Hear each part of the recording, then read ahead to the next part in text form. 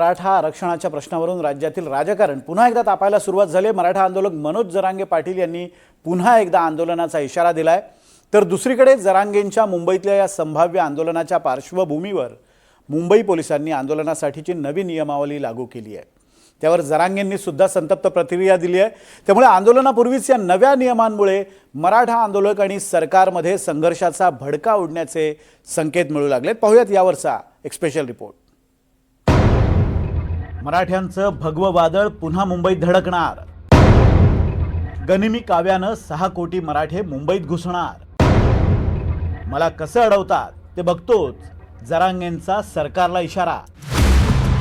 मराठा योद्धा मनोज जरांगे पाटलांनी पुन्हा एकदा मराठ्यांना साथ घातली आहे। मराठा आरक्षणाच्या शेवटच्या आणि निकराच्या लढ्यासाठी येत्या 29 ऑगस्ट पासून जालन्याच्या अंतरवाली सराटीत गोळा होण्याचं आवाहन जरांगे पाटलांनी मराठा समाजाला केलंय आणि वेळ पडल्यास मुंबईतही जाऊन आंदोलनाचा इशारा जरांगे पाटलांनी सरकारला उद्देशून दिलाय।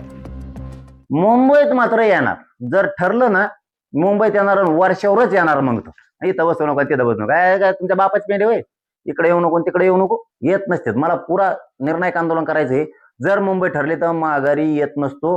आणि कसे आडवे आता तुम्ही एकदा आमच्यावर हल्ला केलेला आहे, रक्ताचा चिखल केलेला आहे, फोडून डबल नादात पडायचं नाही बरं का। तुम्ही करू नका म्हणल्यावर आम्ही मग कुठं करीत असतो, बुळकांडात करीत असतो। मग आम्ही मग तर कुठं करीत असतो, दादागिरी करायची नाही। आम्ही आझाद मैदानला करणार, शिवाजी पार्कला करणार, वर्षा पुढे बी करणार, सगळ्या दुनियात करणार आम्ही। कुठं जिथं आम्हाला रोड दिसणार आम्ही तिथं करणार। तू काय करणार तर बघू त्या टायमाला। आम्ही मग रेल्वे बी नाही फिरून देणार, तुमच्या विमानं नाही उडून देणार। सगळ्या रेल्वे पटऱ्या उखडून टाकीत असतात, मग आम्ही विमानतळ उखडून टाकीत असतो। होऊ दिस तुला, तू माझंच उतरायचंच ना एकदा। आम्ही सज्ज होणार आहेत। मग मी आता थोडी सूट दिली, 29 ऑगस्टलाच होणार आंदोलन अंतरवाली, पण मराठ्यांनाच थोडी सूट दिली। तुम्हाला जशी सवड असेल तशी या, कारण आपल्याला एक मोठी लढाई थोडी लढायची। त्याच्यामुळं आंतरवालीत पण या टप्प्याटप्प्यानं 29ला असं काही नाही। याचा अर्थ 29ला येऊ नका म्हणत नाही बरं का। तुम्हाला यायचं तर 29ला या, सगळे काही अडचण नाही।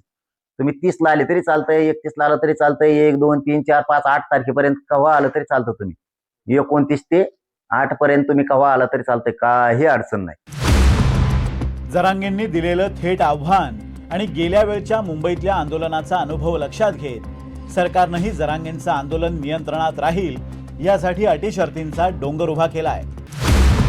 दक्षिण मुंबईत आंदोलनासाठी आझाद मैदान हेच एकमेव अधिकृत ठिकाण असेल। मंत्रालय, विधान भवन, मरीन ड्राईव्ह आणि मुंबई उच्च न्यायालय परिसरात आंदोलन करता येणार नाही। मोर्चा किंवा आंदोलनासाठी किमान 7 दिवस आधी परवानगी घेणं बंधनकारक असेल। शिवाय प्रत्येक वेळी फक्त एकाच दिवसाची परवानगी मिळेल। आंदोलनाच्या ठिकाणी बैलगाडी, जड वाहनं आणि प्राणी घेऊन येण्यास बंदी असेल। त्यांनी ज्या मागण्या केलेल्या त्या मागण्यावर सगळी कारवाई आम्ही केली आहे, पुढे देखील आम्ही करतो। चर्चा त्यांच्याशी चाललेली आहे। मला विश्वास आहे की आमची चर्चा करणारे जे काही सगळे प्रतिनिधी आहेत ते सरकारच्या घेतलेल्या जे काही निर्णय आहेत ते निर्णय त्यांच्यापर्यंत पोचवतील।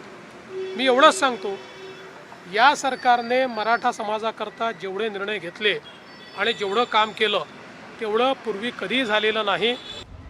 एकीकडे सरकार विरुद्ध जरांगे पाटील या जुन्याच संघर्षाचा नवा अंक सुरू होण्याचे संकेत मिळत असतानाच त्यावरून राजकीय प्रतिक्रिया उमटू लागल्या।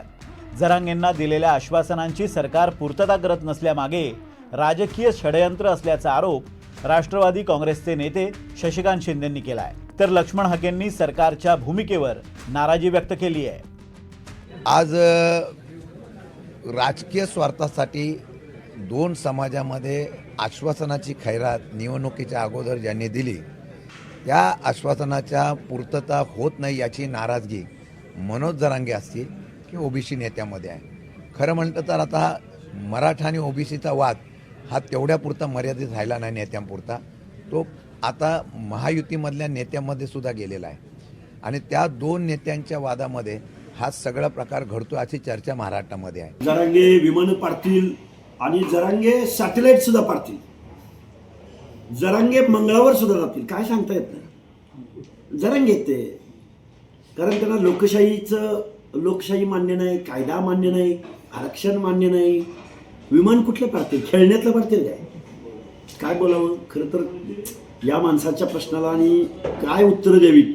वाईट या गोष्टीचं वाटतं की महाराष्ट्रातले हे आमदार मंत्री मुख्यमंत्री आहेत ना, हे एवढे येडपट असतील आणि संविधानाचा एक बेसिक सेन्स.